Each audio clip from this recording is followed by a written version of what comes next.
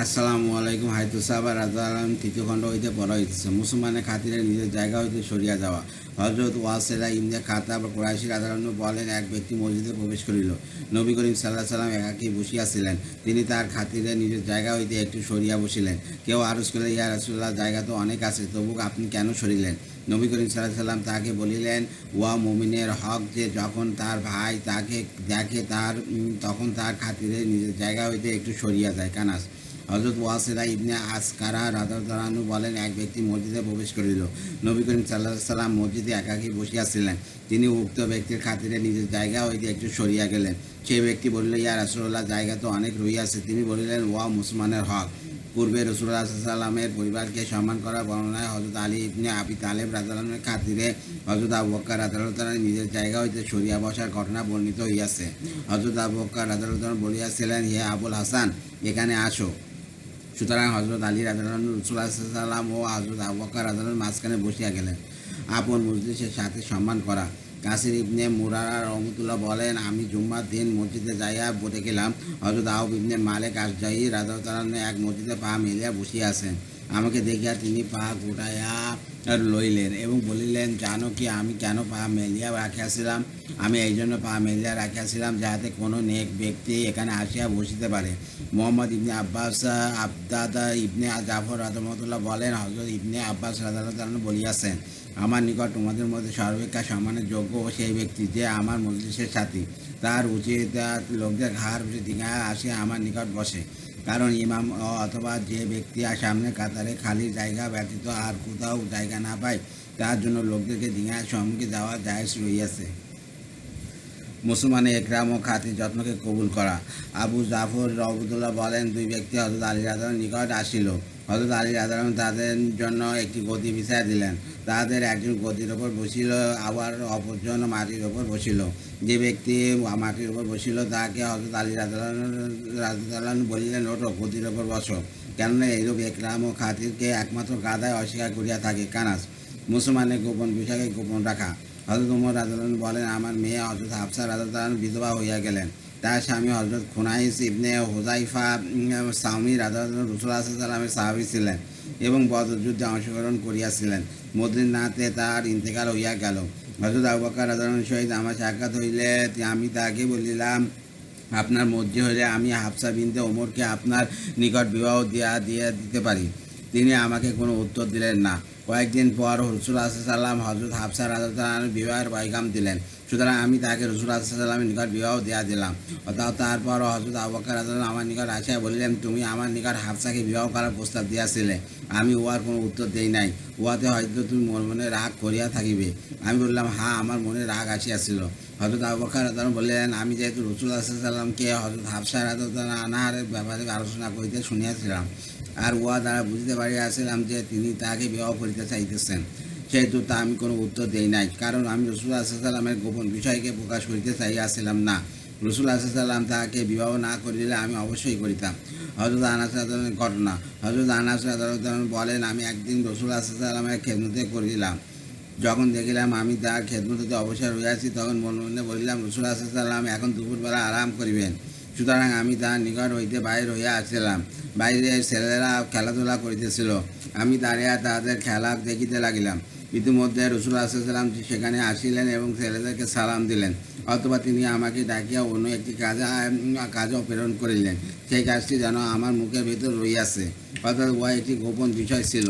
আমি তার কাজ পূর্ণ করিয়া আবার তাকে জানার জন্য তার নিকট ফিরিয়া গেলাম। এই কারণে আমার মায়ের নিকট পৌঁছাতে দেরি হইয়া গেল। তিনি জিজ্ঞাসা করিলেন, আজ তুমি এত দেরি করিলে কেন? আমি বলিলাম, রাসূলুল্লাহ সাল্লাল্লাহু আলাইহি ওয়াসাল্লাম আমাকে একটি কাজে পাঠাইয়াছিলেন। আমার মা জিজ্ঞাসা করিলেন, কি কাজ ছিল? আমি বললাম, উহা রাসূলুল্লাহ সাল্লাল্লাহু আলাইহি ওয়াসাল্লামের একটি গোপন বিষয় ছিল। আমার মা বলিলেন, ঠিক আছে, রাসূলুল্লাহ সাল্লাল্লাহু আলাইহি ওয়াসাল্লামের গোপন বিষয় গোপন রাখো। অতএব আমি আজ পর্যন্ত তার সেই গোপন বিষয়কে কাউকে বলি না। হে আমার সঙ্গীগণ, যদি আমি উহা কাউকে বলিতাম তবে তোমাদেরকে অবশ্যই বলিতাম। এতিমের সম্মান করা। হযরত আবু হুরায়রা রাদিয়াল্লাহু আনহু বলেন, এক ব্যক্তি রাসূলুল্লাহ সাল্লাল্লাহু আলাইহি ওয়াসাল্লামের নিকট নিজের অন্তর কঠিন হওয়ার অভিযোগ করিলেন। রাসূলুল্লাহ সাল্লাল্লাহু আলাইহি ওয়াসাল্লাম বললেন, এতিমের মাথায় হাত বোলাও এবং মিসকিনকে খানা খাওয়াও। হযরত আবু দারদা রাদিয়াল্লাহু আনহু বলেন, এক ব্যক্তি নবী করিম সাল্লাল্লাহু আলাইহি ওয়াসাল্লামের নিকট আসিয়া নিজের অন্তরে কঠোরতা অভিযোগ করিতে লাগিল। নবী করিম সাল্লাল্লাহু আলাইহি ওয়াসাল্লাম বললেন, তুমি কি চাও যে তোমার অন্তর নরম হোক এবং তোমার প্রয়োজন পূরণ হোক? তুমি এতিমের উপর দয়া করো এবং তার মাথায় হাত বোলাও এবং নিজের খাবার হইতে তাকে খাওয়াও, উহাতে তোমার অন্তর নরম হইয়া যাইবে এবং তোমার প্রয়োজন পূরণ হইবে। হজরত বশির ইবনে আকরাবার রাদিয়াল্লাহু আনহু ঘটনা। হজরত বশির ইবনে আকরাবার জোহানি রহমান রাদিয়াল্লাহু বলেন, উহুদের যুদ্ধের দিন রাসূলুল্লাহ সাল্লাল্লাহু আলাইহি ওয়াসাল্লামের সহিত আমার সাক্ষাৎ হইল। আমি জিজ্ঞাসা করলাম, আমার পিতার কি হইয়াছে? তিনি বললেন, শহীদ হইয়া গিয়াছেন, আল্লাহ তাআলা তাহার উপর রহম করুন। এই সংবাদ শুনিয়া আমি কাঁদিতে লাগিলাম। রাসূলুল্লাহ সাল্লাল্লাহু আলাইহি ওয়াসাল্লাম আমাকে ধরিয়া আমার মাথায় হাত বুলাইয়া দিলেন, আমাকে নিজের নিকট সওয়ারির উপর বসাইলেন এবং বলিলেন, তুমি কি এই উহাতে সন্তুষ্ট নও যে আমি তোমার পিতা হইয়া যাই আর আয়েশা তোমার মা হইয়া যায়? পিতার বন্ধুকে সম্মান করা। হজরত আব্দুল ইবনে উমর রাদিয়াল্লাহু আনহু ঘটনা। হজরত ইবনে ওমর রাদিয়াল্লাহু আনহু যখন মক্কা শরীফ যাইতেন তখন নিজের সঙ্গে একটি গাধাও রাখিতেন। উটের উপর সওয়ার করিতে করিতে যখন ক্লান্ত হইয়া যাইতেন তখন আরামের জন্য গাধায় সওয়ার হইতেন। একটি পাগড়িও সঙ্গে রাখিতেন, যাহা প্রয়োজন সময় মাথা বাঁধিতেন। একদিন তিনি সেই গাধার উপর বসিয়া যাইতেছিলেন, এমন সময় একজন গ্রাম্য লোক তার নিকট দিয়া গেল। হজরত ইবনে ওমর রাদিয়াল্লাহু আনহু তাকে জিজ্ঞাসা করিলেন, তুমি কি অমুকের বেটা অমুক নও? সে বলিল, হা। হজরত ইবনে ওমর রাদিয়াল্লাহু আনহু তাকে নিজের সেই গাদা দিয়া দিলেন এবং বলিলেন, উহার উপর সওয়ার হইয়া যাও। নিজের পাগড়িও দিয়া দিলেন এবং বলিলেন, উহা দ্বারা নিজের মাথা বাঁধিয়া লও। হজরত ইবনে ওমর রাদিয়াল্লাহু আনহু এর এক সঙ্গী বলিলেন, আমি সেই গাদার উপর আরাম করিতেন। উহা তাকে দিলেন এবং সেই পাগড়ি দ্বারা নিজের মাথা বাঁধিলেন, তাও দিয়া দিলেন। আল্লাহ তাআলা আপনাকে মাফ করুন, আপনি এইরূপ কেন করিলেন? হজরত ইবনে ওমর রাদিয়াল্লাহু আনহু বলিলেন, আমি নবী করিম সাল্লাল্লাহু আলাইহি ওয়াসাল্লামকে ইরশাদ করিতে শুনিয়াছি যে নেক কাজের মধ্যে সর্বাপেক্ষা বড় নেক কাজ হইল মানুষ তার পিতার ইন্তেকালের পর পিতার মহব্বতের ও সম্পর্কের লোকদের সহিত সদ্ব্যবহার করে। এই গ্রাম্য লোকটির পিতা আমার পিতা হযরত ওমর রাদিয়াল্লাহু আনহুর প্রিয় বন্ধু ছিলেন। আদাবুল মুফরাত গ্রন্থে এইরূপ বর্ণিত হইয়াছে যে হযরত ইবনে ওমর রাদিয়াল্লাহু আনহু তার এক সঙ্গী বলিল, এই গ্রাম্য লোকটিকে 2 দিরহাম দেওয়া কি যথেষ্ট ছিল না? হযরত ইবনে ওমর রাদিয়াল্লাহু আনহু বললেন, নবী করিম সাল্লাল্লাহু আলাইহি ওয়াসাল্লাম বলিয়াছেন, নিজের পিতার বন্ধুদের সহিত সদ্ব্যবহার করো এবং তাদের সহিত সম্পর্ক ছিন্ন করিও না, নতুবা আল্লাহ তাআলা তোমার নূরকে নিভাইয়া দিবেন। পিতামাতার মৃত্যুর পর তাদের সহিত সদ্ব্যবহার। হযরত আবু উসাইদ সাঈদী রাদিয়াল্লাহু আনহু বলেন, এক ব্যক্তি বলিল, ইয়া রাসূলুল্লাহ, আমার পিতামাতার ইন্তেকালের পরে এমন কোন কাজ আছে কি যা করলে আমার পিতামাতার সহিত সদ্ব্যবহার গণ্য হইবে? রাসূলুল্লাহ সাল্লাল্লাহু আলাইহি ওয়াসাল্লাম বলিলেন, হ্যাঁ, তাদের জন্য দোয়া করা, ইস্তেগফার অর্থাৎ গুনাহ মাফির দোয়া করা, তাদের ইন্তেকালের পর তাদের অদাকে পূরণ করা, পিতামাতার কারণ যে সকল আত্মীয় স্বজনের সম্পর্ক হয় উহা বজায় রাখা এবং তাদের বন্ধুদের সম্মান করা, মুসলমানের দাওয়াত কবুল করা। হযরত আবু আইব রাদিয়াল্লাহু আনহু ঘটনা। জিয়াদ ইবনে আনুম আফরিকি রহমাতুল্লাহ বলেন, আমরা হযরত মুয়াবিয়া রাদিয়াল্লাহু আনহুর খেলাফত আমলে এক জিহাদের সমুদ্র সফর করিতেছিলাম। আমাদের নৌকা হযরত আবু আইব রাদিয়াল্লাহু আনহুর নৌকার সহিত মিলিত হইল। যখন আমাদের দুপুরের খাবার আসিল তখন আমরা তাহাকে খাওয়ার জন্য ডাকিলাম। তিনি আমাদের নিকট আসিলেন এবং বলিলেন, তোমরা আমাকে দাওয়াত দিয়াছ, অথচ আমি রোজা রাখিয়াছি, তথাপি আমি তোমাদের দাওয়াত অবশ্যই কবুল করিব, কেননা আমি রাসূলুল্লাহ সাল্লাল্লাহু আলাইহি ওয়াসাল্লামকে ইরশাদ করিতে শুনিয়াছি, মুসলমানের আপন ভাইয়ের ওপর 6টি হক ওয়াজিব, তার মধ্যে হইতে যদি একটিও ছাড়িয়া দেয় তবে সে আপন ভাইয়ের ওয়াজিব হক ছাড়িয়া দিল। যখন তাহার সহিত সাক্ষাৎ হইবে, সালাম দিবে, দাওয়াত দিলে উহা গ্রহণ করিবে, হাসি দিলে উহার উত্তর দিবে, অর্থাৎ তাকে দোয়া দিবে, অসুস্থ হইলে তাকে দেখিতে যাইবে, তার ইন্তেকাল হইলে জানাজায় শরীক হইবে এবং সে কোনো নসিহত প্রার্থনা করলে তাকে নসিহত করিবে। অথবা হাদিসের বাকি অংশ উল্লেখ করিয়াছেন। বিভিন্ন সাহাবা রাদিয়াল্লাহু আনহুম এর উক্তি। হুমায়দ ইবনে নুয়াইম রহমাতুল্লাহ বলেন, হযরত ওমর ইবনে খাত্তাব রাদিয়াল্লাহু আনহু হযরত ওসমান ইবনে আফফান রাদিয়াল্লাহু আনহুকে কেউ দাওয়াত করিলে তাহারা উহা কবুল করিলেন এবং তাহার ঘরে খাওয়ার জন্য গেলেন। তারা উভয়ে যখন খানা খাইয়া বাইর হইলেন তখন হযরত ওমর রাদিয়াল্লাহু আনহু হযরত ওসমান রাদিয়াল্লাহু আনহুকে বলিলেন, আমি এই দাওয়াতে শরীক তো হইয়াছি, কিন্তু আমার মন বলিতেছে শরীক না হইলে ভালো ছিল। হযরত ওসমান রাদিয়াল্লাহু আনহু বলিলেন, কেন? হযরত ওমর রাদিয়াল্লাহু আনহু বলিলেন, আমার আশঙ্কা হইল সে এই দাওয়াত গর্ব করার জন্য করিয়াছে। হযরত মুগিরা ইবনে সুবা রাদিয়াল্লাহু আনহু বিবাহ করিলেন এবং হযরত ওসমান রাদিয়াল্লাহু আনহুকে খাওয়ার দাওয়াত দিলেন। হযরত ওসমান রাদিয়াল্লাহু আনহু তখন আমিরুল মুমিনিন ছিলেন। তিনি যখন খাওয়ার জন্য আসিলেন তখন বলিলেন, আমি রোজা রাখিয়াছি, তথাপি আমার মন চাইল যে আপনার দাওয়াত কবুল করি এবং আমার জন্য বরকতের দোয়া করি। অর্থাৎ দাওয়াতে হাজির হওয়া জরুরি, খাওয়া জরুরি নয়। হযরত সালমান ফার্সি রাদিয়াল্লাহু আনহু বলেন, যদি তোমার কোনো বন্ধু বা প্রতিবেশী বা আত্মীয় সরকারি কর্মচারী হয় আর তোমাকে কোনো হাদিয়া দেয় বা তোমাকে খাওয়ার দাওয়াত করে, তবে তুমি উহা কবুল করিও, কারণ তার উপার্জন ছন্দযুক্ত হইলেও তুমি উহা বিনা পরিশ্রমে পাইতেছ, আর হারাম উপার্জনের উপার্য গুণা তার উপর থাকিতেছে। কানাস মুসলমানের পথ হইতে কষ্টদায়ক জিনিস সরিয়ে দেওয়া। মুয়াবিয়া ইবনে কুরা রহমতুল্লাহ বলেন, আমি হযরত মাকেল মুজানি রাদিয়াল্লাহু আনহুর সহিত ছিলাম। তিনি রাস্তা হইতে কোনো কষ্টদায়ক জিনিস সরাইয়া দিলেন। সামনে যাইয়া আমিও রাস্তায় একটি কষ্টদায়ক জিনিস দেখিতে পাইলাম। আমি দ্রুত উহার দিকে অগ্রসর হইলাম। তিনি বললেন, এ আমার ভাতিজা, তুমি এইরূপ কেন করিতেছ? আমি বললাম, আপনাকে এই কাজ করিতে দেখিয়াছি, অতএব আমিও এই কাজ করিতে চাইতেছি। তিনি বললেন, এ আমার ভাতিজা, তুমি খুবই ভালো কাজ করিয়াছ। আমি নবী করিম সাল্লাল্লাহু আলাইহি ওয়াসাল্লামকে বলিতে শুনিয়াছি, যে ব্যক্তি মুসলমানদের রাস্তা হইতে কোনো কষ্টদায়ক জিনিস সরাইয়া দিবে, তার জন্য এক নেকি লেখা হইবে, আর যার একটি নেকিও আল্লাহর নিকট কবুল হইয়া যাবে, সে জান্নাতে প্রবেশ করিবে। হাসিদাতার উত্তর দেওয়া। হযরত ইবনে ওমর রাদিয়াল্লাহু আনহু বলেন, আমরা নবী করিম সাল্লাল্লাহু আলাইহি ওয়াসাল্লামের নিকট বসিয়াছিলাম। এমন সময় নবী করিম সাল্লাল্লাহু আলাইহি ওয়াসাল্লামের হাসি আসিল। সাহাবা রাদিয়াল্লাহু আনহুম বলিলেন, রাসূলুল্লাহ সাল্লাল্লাহু আলাইহি ওয়াসাল্লাম বলিলেন, আয়েশা রাদিয়াল্লাহু আনহা, হযরত আয়েশা রাদিয়াল্লাহু আনহা বলেন, এক ব্যক্তি রাসূলুল্লাহ সাল্লাল্লাহু আলাইহি ওয়াসাল্লামের নিকট হাসি দিল। সে রাসূলুল্লাহ সাল্লাল্লাহু আলাইহি ওয়াসাল্লামকে জিজ্ঞাসা করল, ইয়া রাসূলুল্লাহ, আমি হাসি দেওয়ার পর কী বলিব? রাসূলুল্লাহ সাল্লাল্লাহু আলাইহি ওয়াসাল্লাম বলিলেন, বলো। রাসূলুল্লাহ সাহাবা রাদিয়াল্লাহু আনহু জিজ্ঞাসা করেন, ইয়া রাসূলুল্লাহ, আমরা তার উত্তরে কী বলিব? তিনি বললেন, তোমরা বলো। যে ব্যক্তি জিজ্ঞাসা করিল, আমি তাদের উত্তরে কী বলিব? তিনি বলিলেন, তুমি বলো। আরবি লেখা আছে, এটা আপনার পরে হাদিস বই থেকে দেখে নেবেন। হযরত ইবনে মাসউদ রাদিয়াল্লাহু আনহু বলেন, রাসূলুল্লাহ সাল্লাল্লাহু আলাইহি ওয়াসাল্লাম আপনি আমাদেরকে শিখাইতেন যে আমাদের মধ্যে কেউ হাসি দিলে আমরা যেন তার হাসি উত্তর দিই। অপর রেওয়াতে আছে, হযরত ইবনে মাসউদ রাদিয়াল্লাহু আনহু বলেন, রাসূলুল্লাহ সাল্লাল্লাহু আলাইহি ওয়াসাল্লাম আমাদেরকে শিখাইতেন যে তোমাদের মধ্যে কেউ হাসি দিলে সে যেন বলে, যখন হাসিদাতা এই দোয়া পড়ে তখন উপস্থিত লোকেরা বলিবে, আর যখন উপস্থিত লোকেরা এই দোয়া পড়ে তখন হাসিদাতার জন্য বলা উচিত। হযরত উম্মে সালমা রাদিয়াল্লাহু আনহা বলেন, নবী করিম সাল্লাল্লাহু আলাইহি ওয়াসাল্লাম ঘরে এক কোণে এক ব্যক্তির হাসি আসিলে সে বলিল, নবী করিম সাল্লাল্লাহু আলাইহি ওয়াসাল্লাম তার উত্তরে বলিলেন, অথবা ঘরের কোণে অপর এক ব্যক্তিকে হাসি দেওয়া বলিল,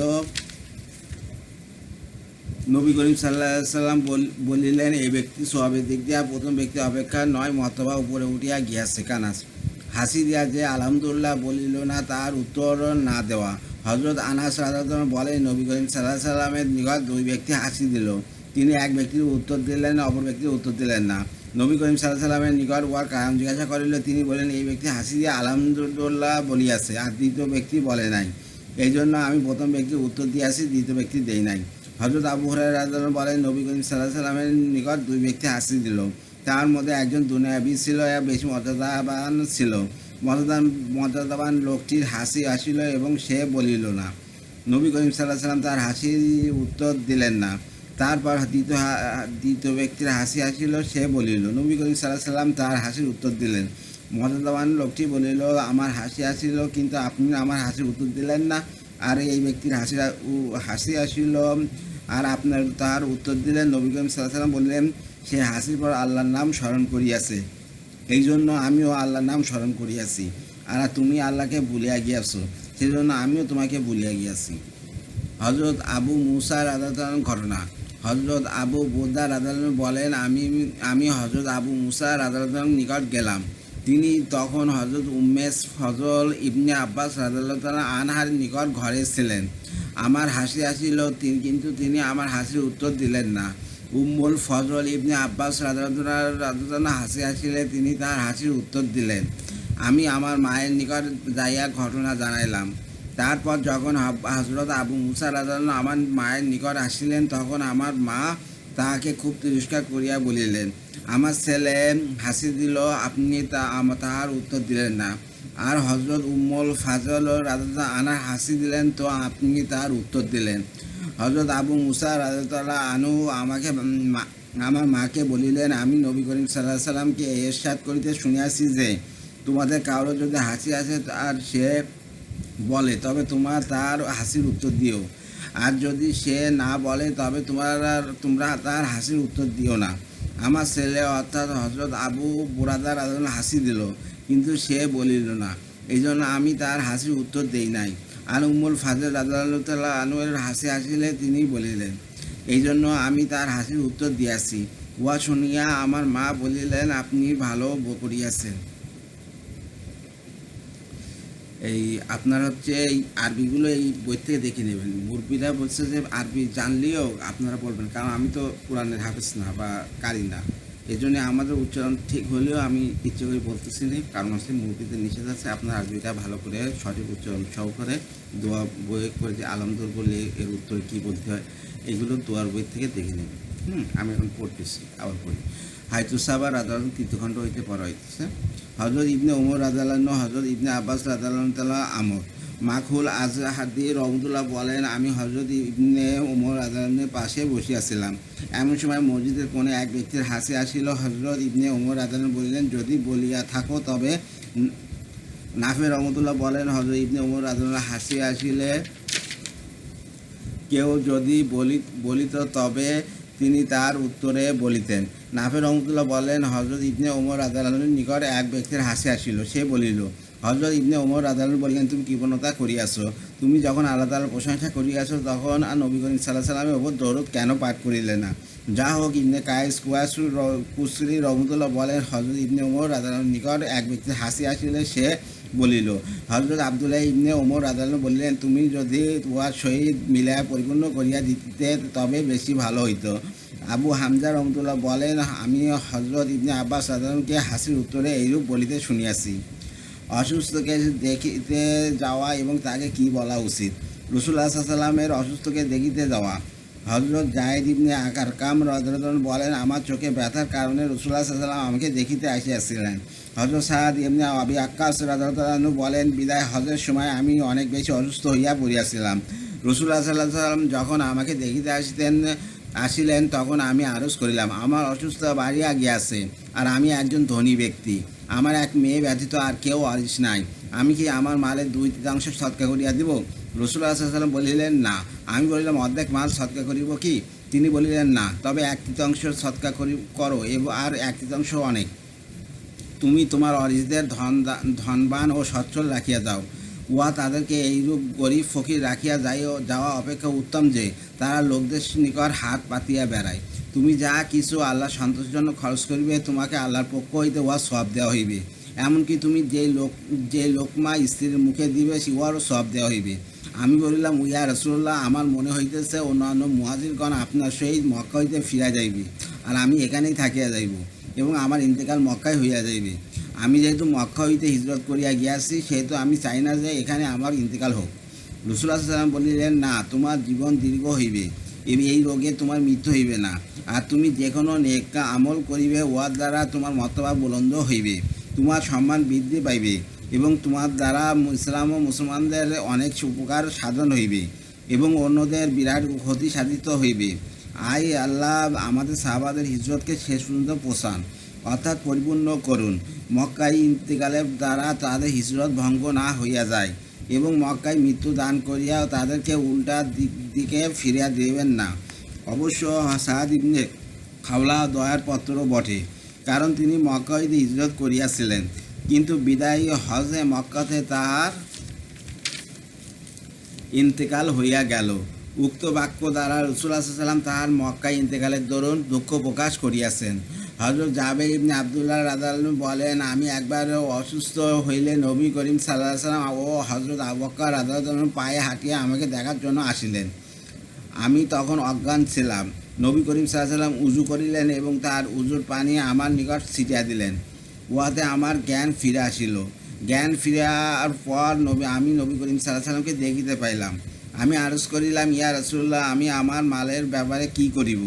আমি আমার মালের ব্যাপারে কি সিদ্ধান্ত গ্রহণ করিব? তিনি আমার কথা কোনো উত্তর দিলেন না। অবশেষে মিরাসের আয়াত নাজিল হইল। হযরত উসামা ইবনে যায়েদ রাদিয়াল্লাহু আনহু বলেন, একবার নবী করিম সাল্লাল্লাহু আলাইহি ওয়াসাল্লাম একটি গাধায় চড়িলেন। গাধার পিঠে জিনের উপর ফদকের বুননো চাদর ছিল। গাধার পিঠে আমাকে পিছনে বসায় তিনি অসুস্থ হযরত সাদ ইবনে ওবাদা রাদিয়াল্লাহু আনহুকে দেখার জন্য গেলেন। এই ঘটনা বদর যুদ্ধের পূর্বে ঘটিয়াছিল। চলিতে চলিতে নবী করিম সাল্লাল্লাহু আলাইহি সাল্লাম এক মজলিসের নিকট দিয়া অতিক্রম করিলেন, যেখানে আবদুল্লাহ ইবনে উবাই ইবনে সালুলও ছিল। সে তখনও নিজের ইসলাম গ্রহণের কথা প্রকাশ করেছিল না। উক্ত মজলিসে মুসলমান, মূর্তিপূজক, মুশরিক ও ইহুদি বিভিন্ন ধরনের লোকজন একত্রে বসা ছিল। সেখানে হযরত আবদুল্লাহ ইবনে রাওয়া রাদিয়াল্লাহু ছিলেন। যখন নবী করিম সাল্লাল্লাহু আলাইহি সাল্লামের গাদা ধূলাবালি উক্ত মজলিসের উপর পড়িল, তখন আবদুল্লাহ ইবনে উবাই চাদর দ্বারা নিজের নাক ঢাকিয়া লইল এবং বলিল, আমাদের ওপর ধূলাবালি উড়াইও না। নবী করিম সাল্লাল্লাহু আলাইহি সাল্লাম দিয়া দাঁড়াইয়া গেলেন এবং গাদা থেকে নামিয়া তাদেরকে আল্লাহ তাআলার প্রতি দাওয়াত দিতে আরম্ভ করিলেন এবং তাদেরকে কোরআন পড়িয়া শুনাইলেন। আবদুল্লাহ ইবনে উবাই বলিলেন, এই মিনসা আপনি যা বলিতেছেন, যদি তা হক ও সত্য হইয়া থাকে তবে উহা অপেক্ষা উত্তম কথা আর কিছুই হইতে পারে না। কিন্তু আমাদের মজলিসে আসিয়া আপনার কথা শুনিয়া আমাদেরকে কষ্ট দিবেন না, বরং আপনি নিজের ঘরে ফিরিয়া যান এবং আমাদের মধ্য হইতে যে কেউ আপনার নিকট যায় আপনি তাকে নিজের কথাবার্তা শোনান।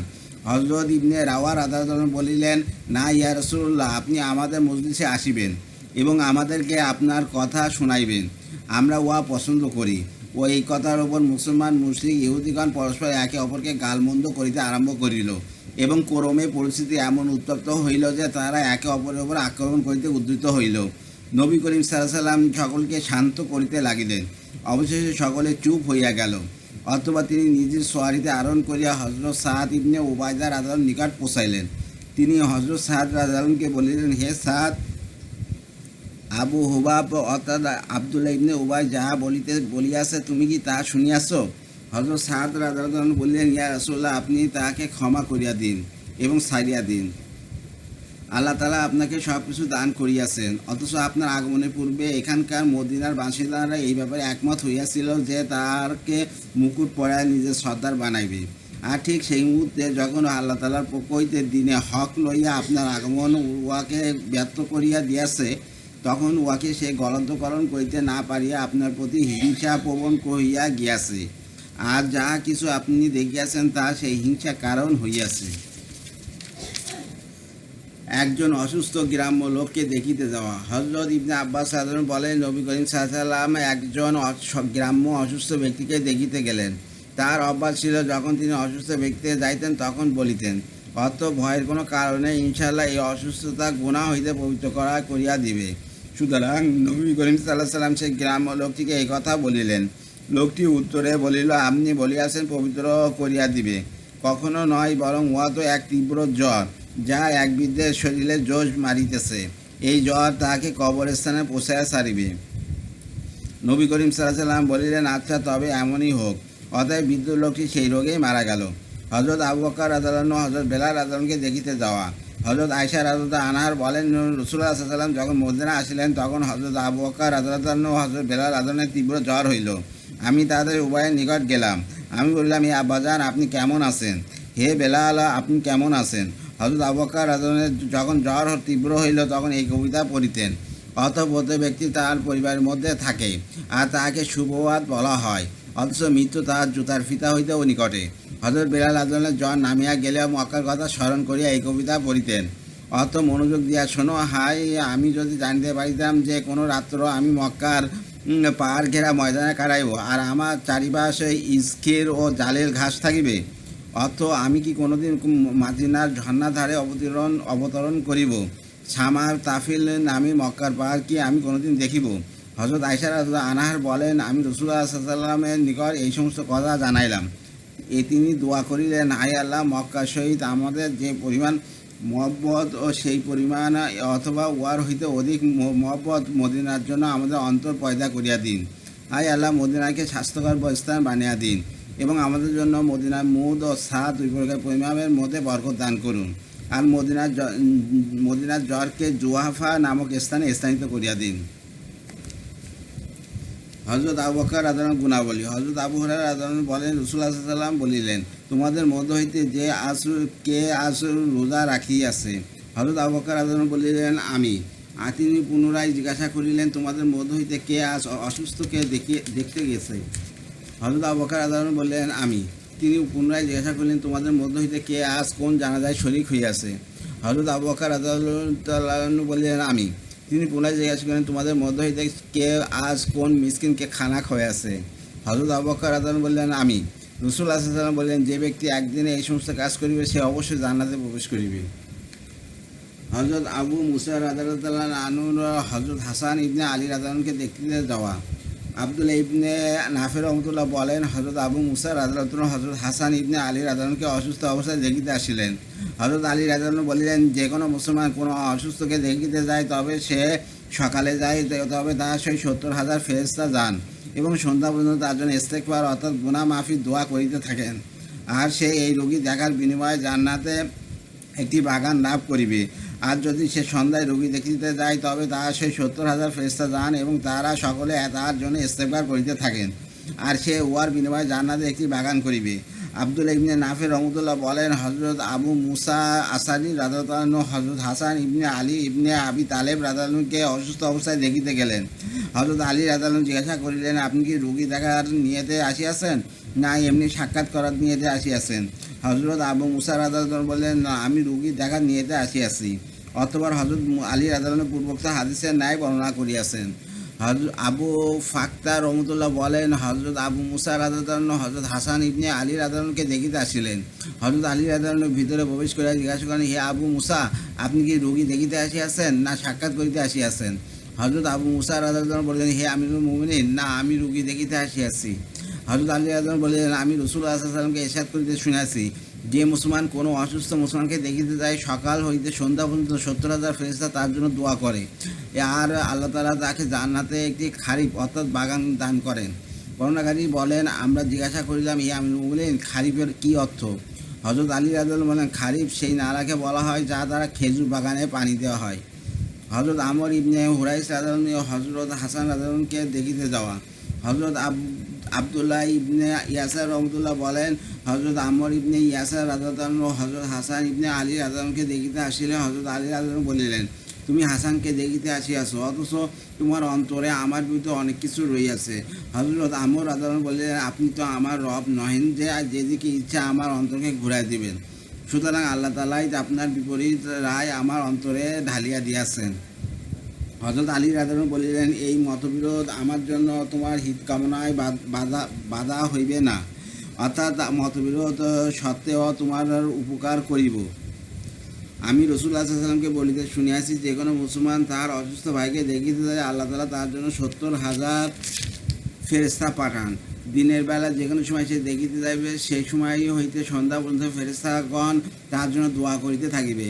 এমনইভাবে রাতে যে কোনো সময় সে দেখিতে যাইবে, সেই সময় হইতে সকাল পর্যন্ত উক্ত ফেরেশতাগণ তার জন্য দোয়া করিতে থাকিবে। হযরত সালমান রাদিয়াল্লাহু আনহু উক্তি। সাঈদ রহমতুল্লাহ বলেন, আমি হযরত সালমান রাদিয়াল্লাহু আনহুর সহিত ছিলাম। তিনি কিন্দা অর্থাৎ নামক কুফার এক মহল্লায় কোনো এক অসুস্থকে দেখিতে গেলেন। তার নিকট চাইয়া তিনি বললেন, তোমার জন্য সুসংবাদ হোক, আল্লাহ তাআলা মুমিনের অসুস্থকে তার গুনাহের কাফারা ও আল্লাহ তাআলা সন্তুষ্টি অর্জনের কারণ বানাইয়া দেন। আর বদকার লোকের অসুস্থতা সেই ব্যক্তি উটের ন্যায় হইয়া থাকে, যাহাকে উহার ঘরের লোকেরা একবার বাঁধিয়া রাখিল, আবার বাঁধন খুলিয়া দিল। উট কিছুই বুঝলে না কেন বাঁধিয়াছিল, কেনই বা আবার বাঁধন খুলিয়া দিল। সাঈদ ইবনে ওয়াহাব রহমতুল্লাহ বলেন, আমি হযরত সালমান রাদিয়াল্লাহু আনহুর সহিত তাহার কিন্দা গোত্রীয় এক অসুস্থ বন্ধুকে দেখিতে গেলাম। হযরত সালমান রাদিয়াল্লাহু আনহু তাকে বলিলেন, আল্লাহ তাআলা তার মুমিন বান্দাকে কোনো রোগ বা বিপদ আপদে লিপ্ত করেন, তারপর তাকে সুস্থতা ও অবহিত দান করেন। আর এই অসুস্থতা ও বিপদ আপদ তার বিগত গুনাহের জন্য কাফারা হইয়া যায় এবং সে আগামীতে আল্লাহ তাআলার সন্তুষ্টির তালাশে লাগিয়া যায়। আর আল্লাহ তাআলা আপন বদকার বান্দাকে রোগ বা বিপদ আপদে লিপ্ত করেন, পুনরায় তাকে সুস্থতা অবহিত দান করেন, কিন্তু সে সেই উটের মতো হয় যাকে তার ঘরের লোকেরা বাঁধিয়া রাখে, আবার বাঁধন খুলিয়া যায়। উট মোটেও বোঝে না যে ঘরের লোকেরা তাকে কেন বাঁধিয়া রাখিয়াছিল, আবার কেনই বা বাঁধন খুলিয়া দিল। হযরত ইবনে ওমর রাদিয়াল্লাহু আনহু হযরত ইবনে মাসউদ রাদিয়াল্লাহু আনহুর উক্তি। নাফে রহমতুল্লাহ বলেন, হযরত ইবনে ওমর রাদিয়াল্লাহু আনহু যখন কোনো অসুস্থকে দেখিতে যাইতেন তখন তাহাকে জিজ্ঞাসা করিতেন, কেমন আছে? আর যখন তাহার নিকট হইতে উঠিতেন তখন বলিতেন, অর্থাৎ আল্লাহ তোমাকে কল্যাণ দান করুক। আব্দুল্লাহ ইবনে আবি ওর হুসাইন রহমতুল্লাহ বলেন, একবার হযরত আব্দুল্লাহ ইবনে মাসউদ রাদিয়াল্লাহু আনহু একজন অসুস্থকে দেখিতে গেলেন। তার সহিত আরও কিছু লোক ছিল। ঘরের ভিতরে একজন মহিলা ছিল। তার এক সঙ্গী সেই মহিলার দিকে তাকাইতে লাগিল। হযরত আব্দুল্লাহ রাদিয়াল্লাহু আনহু বললেন, যদি তোমার চক্ষু নষ্ট হইয়া যাইত তবে উহা তোমার জন্য না মাহরাম মহিলাকে দেখা অপেক্ষা অধিক উত্তম ছিল। আলহামদুলিল্লাহ, হাইতুসাবা রাদিয়াল্লাহু আনহু তৃতীয় খণ্ড হতে পড়া হয়ে আছে। আর আমার ইউটিউব চ্যানেল রিপন কুরাস, এটাকে আপনার সাবস্ক্রাইব করবেন, লাইক কমেন্ট শেয়ার দেবেন। এতে আমি উৎসাহিত হই। রিপন কুরাস হচ্ছে আমার সব আইডির নাম হচ্ছে এখন রিপন কুরাস। ফলো করে রাখবেন। সবাই ভালো থাকবেন, সুস্থ থাকবেন এবং স্বাভাবিক থাকবেন। আল্লাহ হাফেজ।